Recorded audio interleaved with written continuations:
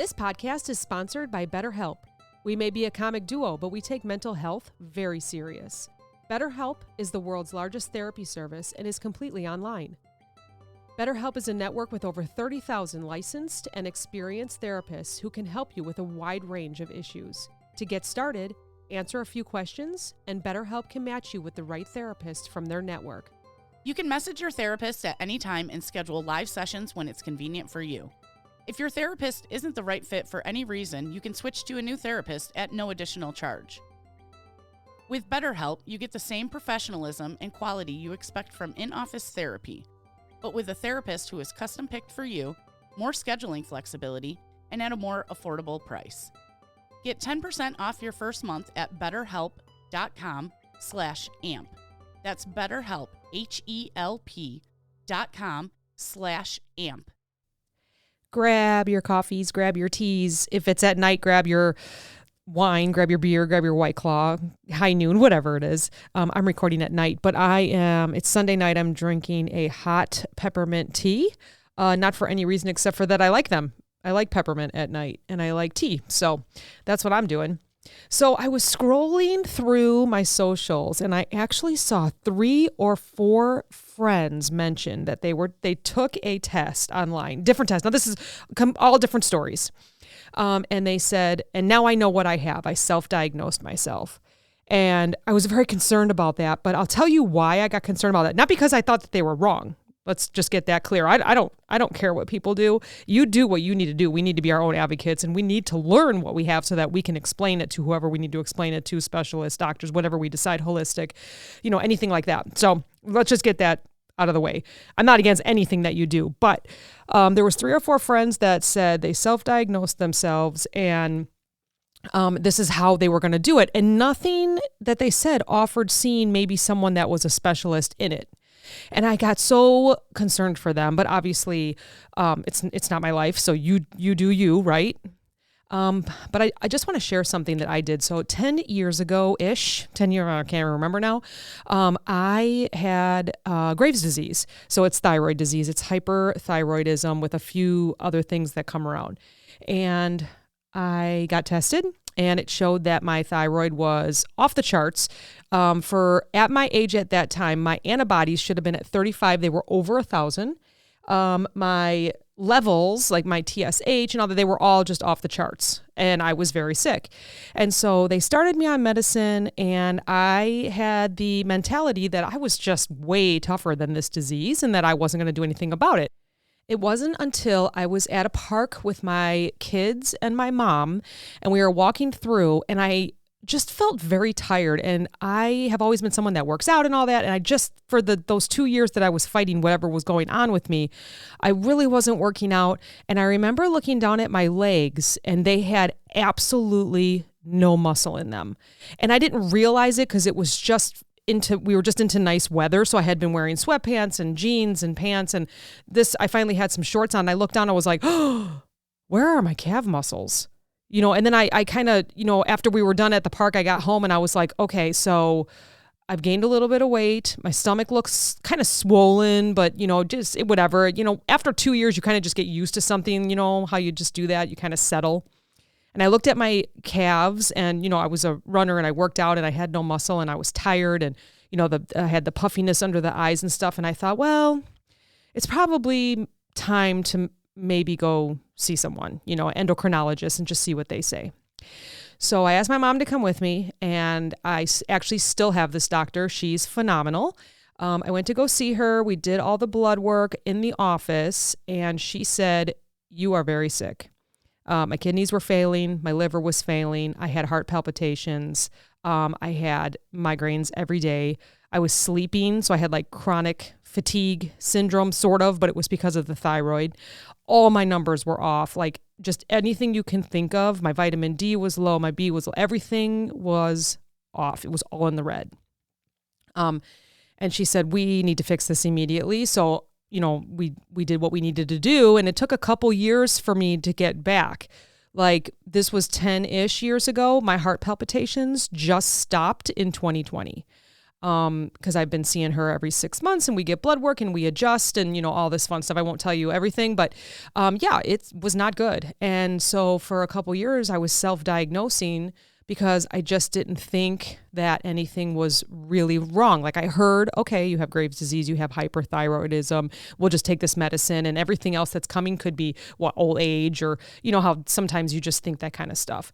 So that being said, that's kind of my background for recording this, because I won't say I'm concerned, but it caused concern in my brain when I saw that my friends were self-diagnosing. Now, I didn't reach out to them because it's none of my business, but I'm reaching out here in public. But what I really want to do is talk about maybe not quite dangers, but maybe some risks if you self-diagnose and leave it. Okay, so there's a lot, right? So there's a lot of stuff online.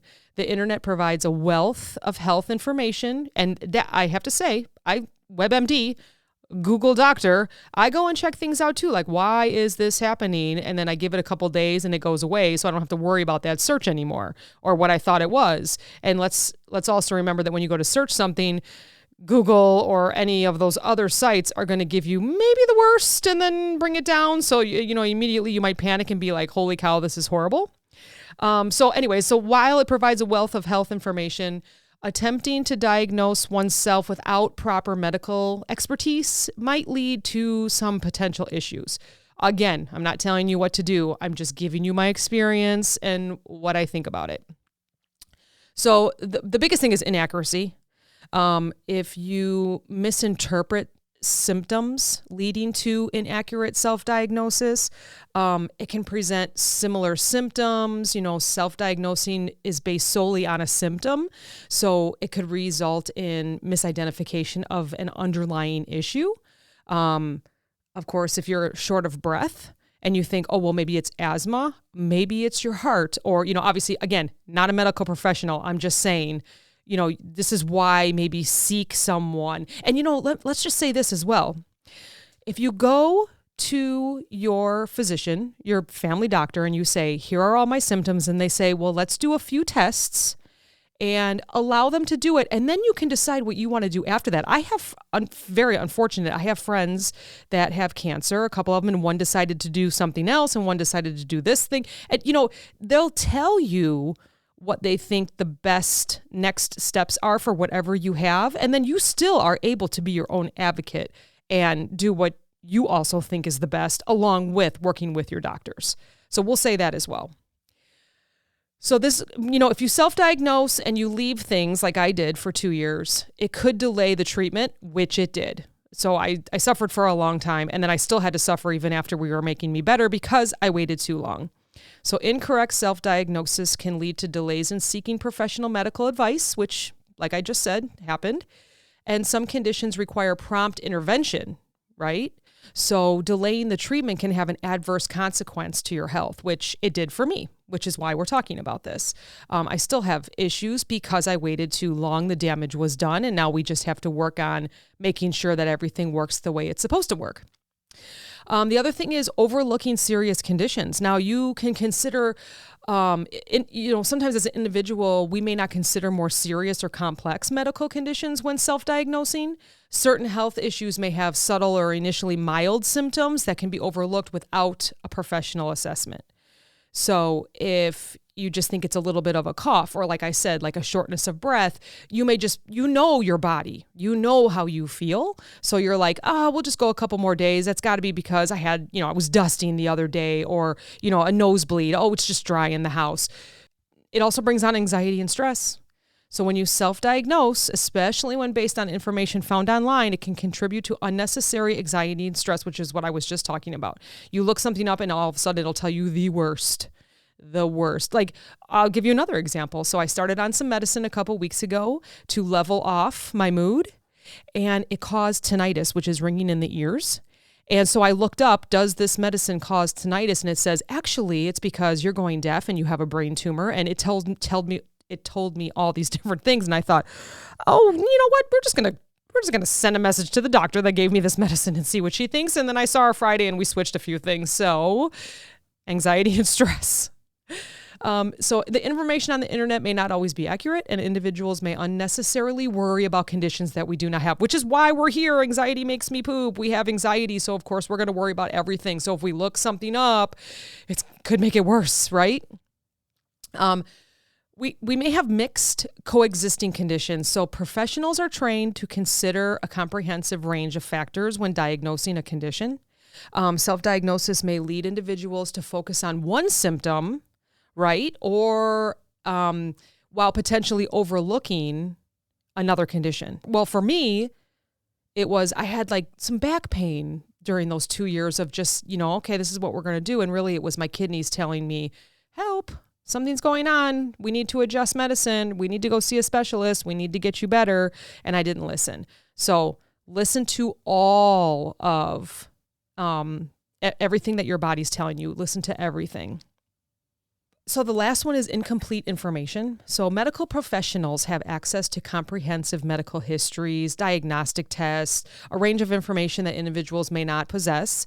So a self-diagnosis may lack the depth and accuracy that comes from thorough medical evaluation. So like I said, however you want to do it, is it a family doctor? Is it a specialist? Is it a holistic professional? It doesn't matter. Whatever you want to do is what you want to do. I would just say if you're self-diagnosing online and you do have some conditions that you're looking up and maybe put it in your calendar, in your phone calendar, like today I had a headache. And then, if it lasts for 7 days or 5 days or whatever you think is best for you, then maybe go see someone. Okay, that's all I'm saying. I'm not saying that everyone has the answers, okay? So don't take me wrong here. If you have concerns about your health or experience symptoms, it's just strongly recommended to consult with a qualified healthcare professional, whoever that may be to you, if you believe in that. But I also just want to say that if you don't seek out professional, just make sure that you're trying to manage all the symptoms and all the conditions that you think are happening. Please take care of yourself and what you think is best.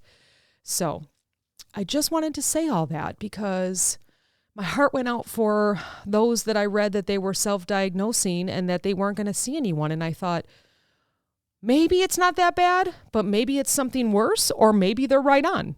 And that's okay too. So just listen to your body. I guess that's really the point of this. Just listen to your body. And there's nothing wrong with looking something up. And there's also nothing wrong with seeking someone to help you. So, all right. Thanks for listening. Talk to you next time.